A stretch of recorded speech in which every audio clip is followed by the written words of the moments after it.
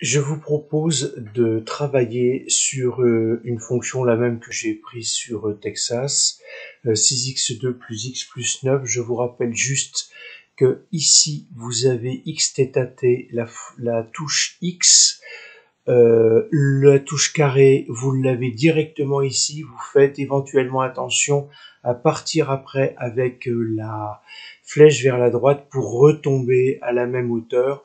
Le moins 15, le moins, c'est bien la touche moins.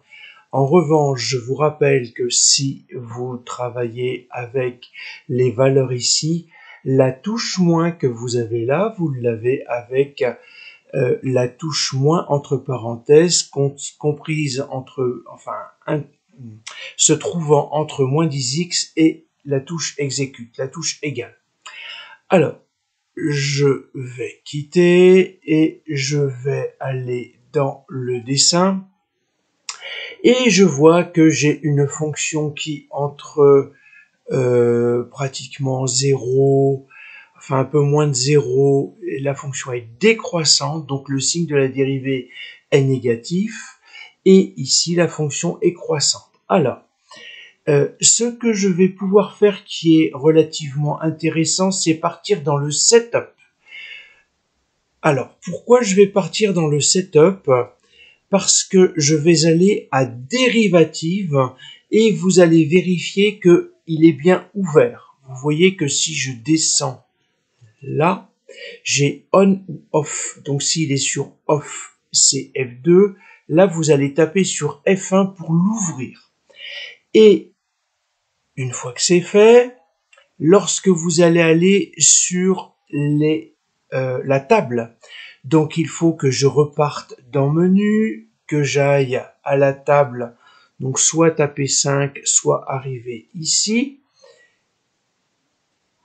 ici, et là, donc ici j'ai x, les images de x, y1 et j'ai y'1.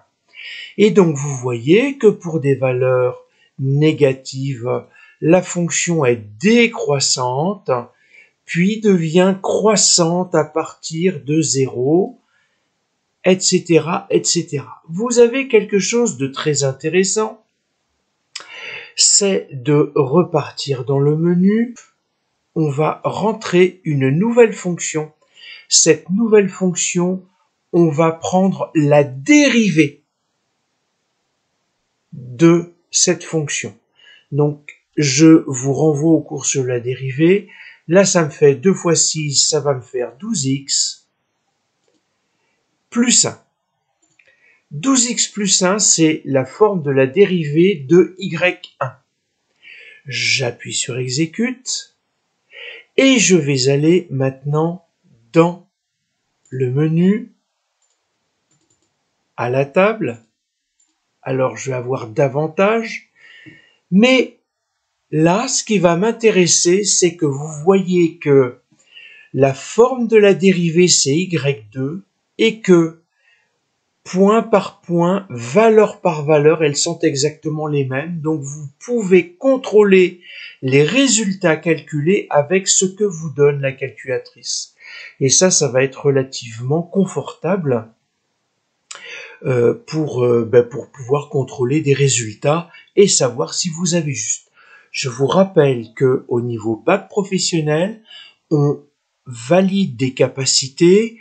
Donc, si vous ne savez pas calculer, mais que vous êtes capable de dire que votre résultat est faux parce que le bon résultat donné à la calculatrice ou par un autre moyen vaut tant, ça vaut des points plutôt que de ne rien dire de plus. Donc, faites bien, vous êtes dans le chapitre de l'analyse, faites bien une analyse de vos résultats et une analyse de la forme de la courbe.